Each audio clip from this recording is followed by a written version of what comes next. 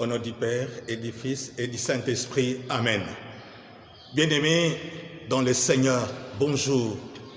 Comme nous vous avons promis, aujourd'hui nous venons avec la deuxième partie de notre thème sur la déception. Aujourd'hui, nous intitulons cette deuxième partie « Comment éviter les déceptions dans une relation amoureuse ». Frères et sœurs dans le Seigneur, tous ceux qui ont accepté de se marier, tous ceux qui ont accepté de vivre ensemble dans une vie conjugale, vous devez savoir que celui que vous aimez, il faut qu'il mérite mieux. Il faut qu'il se sente aimé. Il faut que votre attention soit permanente et particulière. Pour éviter une déception dans une relation amoureuse, voici quelques points que vous devez suivre dans votre relation ou bien avant d'aborder un engagement. Bien-aimé dans le Seigneur, le premier point que tu dois faire, c'est il faut faire un bon choix. Un bon choix. Malheureusement, la majorité des jeunes garçons, filles, la majorité des adultes, papa, maman, au lieu de faire un bon choix, ils choisissent leur conjoint, ils choisissent leur âme sœur à partir des critères. Eux-mêmes, ils ont leurs repères, ils ont des critères. Il faut que celui que je dois me marier, il doit être blanc, il doit être noir, il doit être élancé, il doit être court, il doit être gros, il doit être mince. Chacun, il doit étudier, il doit être riche. Chacun des critères. Mais vous devez savoir que les critères empêchent ou bien occultent un bon choix. Les critères n'aboutissent pas à faire un bon choix. Alors qu'un bon choix nous amène à faire des bons critères. Vous devez faire un bon choix pour ne pas tomber dans une déception. Avez-vous fait un bon choix dans votre vie? Un bon choix passe d'abord par la vie de prière. Il n'y a que Dieu qui peut nous aider à faire un bon choix. Bien-aimés dans le Seigneur, ce n'est qu'en nous abandonnant entre les mains de notre Dieu que nous pouvons faire l'impossible. Vous devez prier, vous devez donner du temps à la prière avant de faire un bon choix. Laisse-toi accompagner par un serviteur de Dieu. Laisse-toi accompagner par la parole de Dieu. Il faut prier avant un engagement. Il faut prier pendant votre relation. Il faut prier pendant votre mariage. La prière, c'est le pilier. La prière, c'est la solution. La prière vous aidera à garder cap dans les moments difficiles, dans les moments de turbulation, dans les moments de problèmes. Vous devez prier parce que la prière, Dieu ne peut pas vous décevoir. Dieu ne peut pas vous apporter une personne qui viendra vous blesser, qui viendra vous humilier, qui viendra vous donner des larmes. Dieu vous donnera toujours quelqu'un qui viendra vous donner vraiment de l'amour et de la joie. Il faut faire un bon choix. Évitez de vous accrocher sur les critères, mais faites un bon choix à partir de la prière. C'est là le bon choix vous aidera à éviter vraiment les déceptions rapides, précoces et douloureuses. Deuxième point, bien-aimés dans le Seigneur, si vous voulez dans votre vie éviter les déceptions dans une relation amoureuse, il faut sortir des concessions.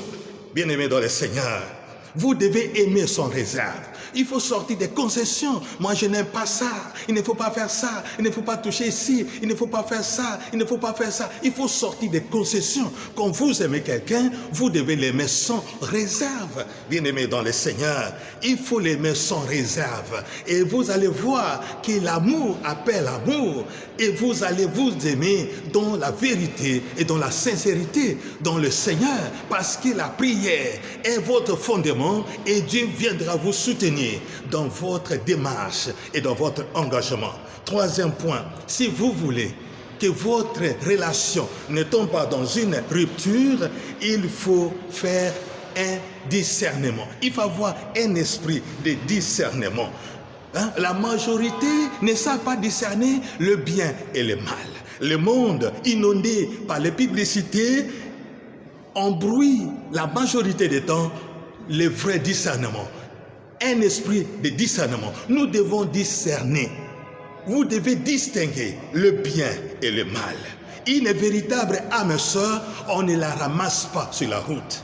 Une véritable âme sœur n'est pas un coup d'hasard. Une véritable âme sœur, on doit la trouver et c'est la prière. Bien-aimé dans le Seigneur, bien-aimé, il faut discerner, avoir un engagement sérieux parce qu'une relation amoureuse, c'est un engagement sérieux. Un engagement sérieux. Et tout engagement sérieux doit passer par un esprit de discernement. Il faut discerner le bien et le mal. Si vous n'avez pas cet esprit de discernement, alors approche votre serviteur de Dieu, appelle le serviteur de Dieu, il va vous aider. Ou bien entrer dans la prière et demander cet esprit de discernement dans votre vie. Si vous voulez éviter, bien-aimé dans le Seigneur, dans votre relation, si vous voulez éviter une rupture, une déception, il faut être un homme, une femme de foi. Et c'est ça le grand problème. Aujourd'hui, les gens qui s'aiment, ils n'ont pas assez de foi. Les gens qui s'aiment aujourd'hui, qui se jurent fidélité, et confiance, beaucoup n'ont pas assez de foi. Beaucoup ne vivent pas la parole de Dieu. Il n'y a qu'une personne qui vit la parole de Dieu, il peut comprendre une autre. La personne qui vit la parole de Dieu dans sa vie, il peut comprendre une autre. Il peut amener une autre personne à se convertir, à aller de l'avant. Bien-aimé dans le Seigneur, bien-aimé dans le Seigneur, vous devez comprendre qu'en vivant la parole de Dieu, tu peux surmonter, tu peux supporter les caprices, tu peux supporter les faiblesses d'une autre personne. Malheureusement, aujourd'hui, les gens n'ont pas assez de foi. Les gens ne croient plus sincèrement. Les gens n'ont plus vraiment cette profondeur. Ils ne soignent plus les relations avec le Seigneur. Pour éviter dans votre vie une rupture, une relation, dans une relation amoureuse, vous devez comprendre, vous devez connaître l'autre. Il faut se connaître toi-même. Qui es-tu? Quelles sont tes valeurs? Quelles sont tes limites? Quelles sont tes faiblesses? Est-ce que tu connais vraiment celui que tu aimes? Est-ce que tu connais vraiment celui avec qui vous vivez ensemble? Est-ce que tu connais vraiment celui avec qui tu es? Il y a certains qui ne connaissent même pas la maison où habite celui qu'il aime. Il ne connaît même pas sa famille. Il ne connaît même pas son travail. Est-ce que tu connais la personne que tu aimes?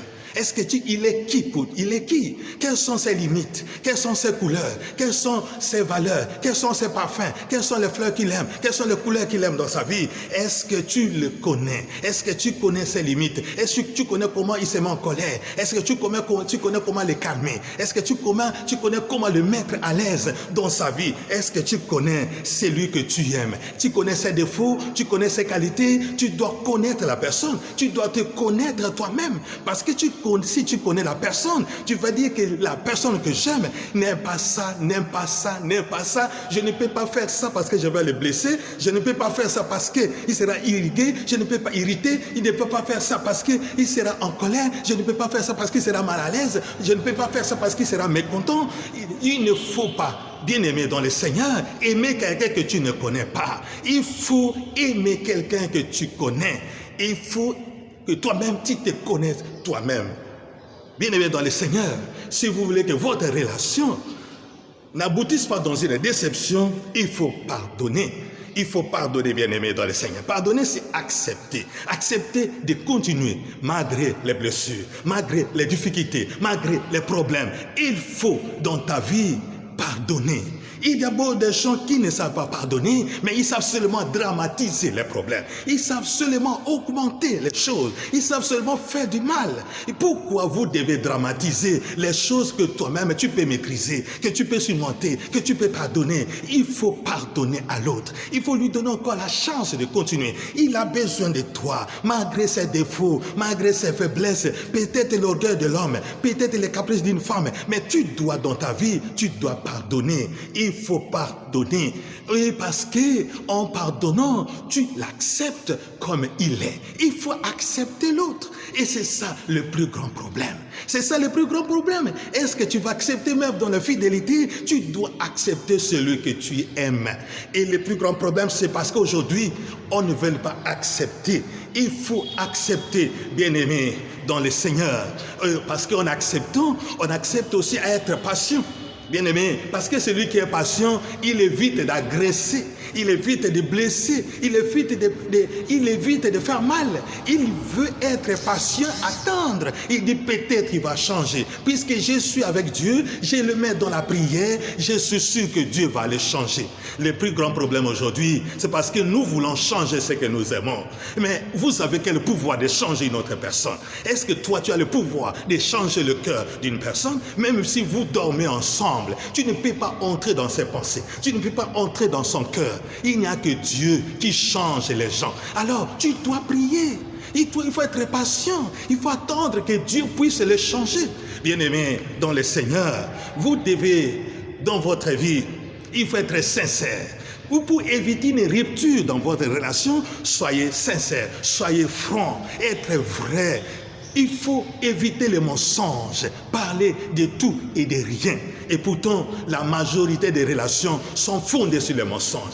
On commence sur les mensonges. Commencez par la vérité. Commencez par la sincérité. Dites tout. Ne cachez rien, bien-aimé dans le Seigneur. Il faut que la personne qui vous aime, il vous aime tel que tu es. Il vous aime avec ce que vous êtes. Il vous aime avec tes charges, avec tout ce que tu as. Il vous aime avec comme tu es. Il ne faut pas cacher.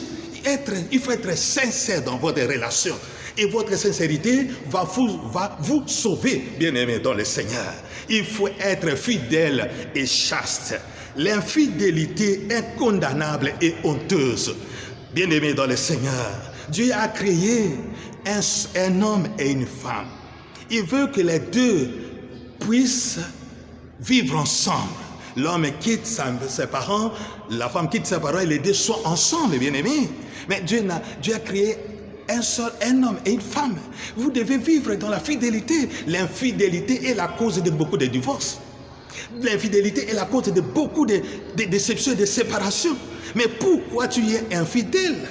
Pourquoi, bien-aimé dans le Seigneur? Alors, il faut parler avec celui que tu aimes. Pourquoi tu veux être infidèle? Pourquoi tu veux toujours aimer les gens qui sont dehors? Bien-aimé dans le Seigneur, si tu n'es pas encore prêt, alors ne t'engage pas. Si tu n'es pas encore prêt, alors il ne faut pas aller pour détruire la vie d'une autre personne. Attends d'abord si tu es satisfait, si tu es vraiment ravi, alors tu peux commencer. Parce qu'une relation, ce n'est pas quelque chose de blague. Il faut éviter l'infidélité qui est condamnable. Bien-aimé dans le Seigneur, pour terminer, je vais vous dire que ne laissez pas l'opinion des autres empêcher que toi, tu puisses aimer celui que tu aimes. Ne laissez pas l'opinion des autres détruire votre amour. Ne laissez pas l'opinion des autres vous détourner de votre projet. Ne laissez pas l'opinion des autres, bien-aimés dans le Seigneur, vous détourner de connaître Dieu dans votre vie. Vous devez connaître Dieu, bien-aimés dans le Seigneur. Alors, restez fidèles. Fidèle à vos principes, fidèle à votre choix, restez fidèle à votre amour pour la gloire de Dieu. Bien-aimés dans le Seigneur, nous allons maintenant prier. Priez pour que votre relation, qui est maintenant en train de traverser des moments difficiles, Dieu puisse intervenir pour que vous soyez encore ensemble. Votre relation qui est dans des tourmentes, maintenant dans des tribulations, que Dieu puisse se calmer et que vous puissiez vivre encore ensemble. Nous allons prier pour toi qui n'as pas encore le temps de choisir, pour que toi tu ne trouves pas celui que tu aimes. Tu es encore dans les hésitations, afin que Dieu te donne l'homme et la femme selon son cœur et selon ton choix, selon ton cœur. Prions, bien-aimés dans le Seigneur. Seigneur Jésus-Christ de Nazareth, toi, pour naître, tu as choisi pour femme une femme mariée. Tu as choisi de naître dans une famille pour honorer la famille aujourd'hui. honorer les relations d'un homme et d'une femme. Je vous prie aujourd'hui pour tous les hommes et toutes les femmes qui se sont jurés amour et fidélité, mais qui traversent des moments difficiles dans leurs relations amoureuses. Seigneur Jésus-Christ, par le pouvoir de ton nom, par le pouvoir de ton nom, par la victoire de la croix, je déclare aujourd'hui que les relations puissent se rétablir, restaurer encore leur amour, restaurer encore leur confiance. Ils sont encore réunis dans leur amour, dans leur relation. Il ne faut pas qu'ils se séparent entre Seigneur, entre dans leur combat et faites qu'ils puissent s'aimer encore dans la joie et dans l'amour. Père Seigneur, je te donne aujourd'hui pour tous ceux qui hésitent encore, pour tous ceux qui ont connu les déceptions et qui ne veulent pas encore s'engager. Passe dans leur vie, Jésus. Touche leur cœur, touche leurs pensées, afin qu'ils prennent les décisions de s'engager, qu'ils trouvent un homme et une femme qui ne va pas les décevoir, mais qui vont vivre dans la fidélité en ton nom et dans l'amour. Seigneur Jésus-Christ de Nazareth, j'ai détruit tout ce qui est satanique, j'ai détruit tout ce qui est spirituel, j'ai détruit tout ce qui est familial, j'ai détruit tout ce qui est démoniaque, qui est derrière les déceptions amoureuses, qui est derrière la souffrance des jeunes et des hommes aujourd'hui. Au nom de Jésus-Christ, votre relation va encore... Le Seigneur va régner votre relation. Le Seigneur va restaurer votre relation. Le Seigneur va encore régner vos cœurs. Au nom puissant de Jésus-Christ. Au nom puissant de Jésus-Christ.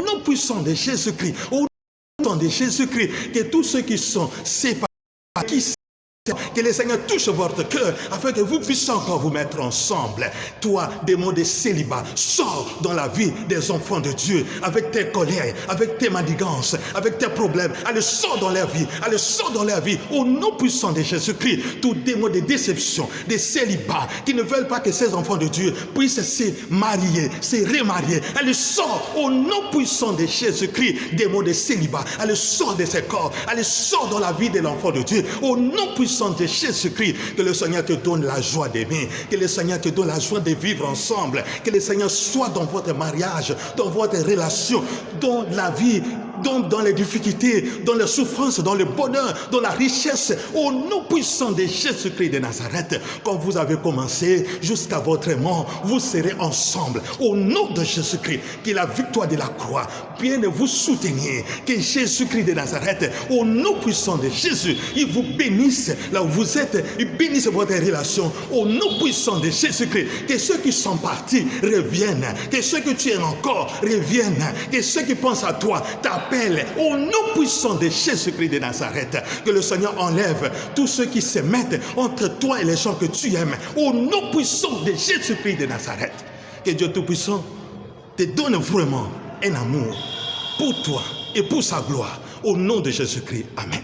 Abonnez-vous, bien-aimés dans le Seigneur, afin que vous puissiez recevoir encore les prochaines vidéos pour la gloire de Dieu. Amen. Au nom du Père et du Fils et du Saint-Esprit. Amen.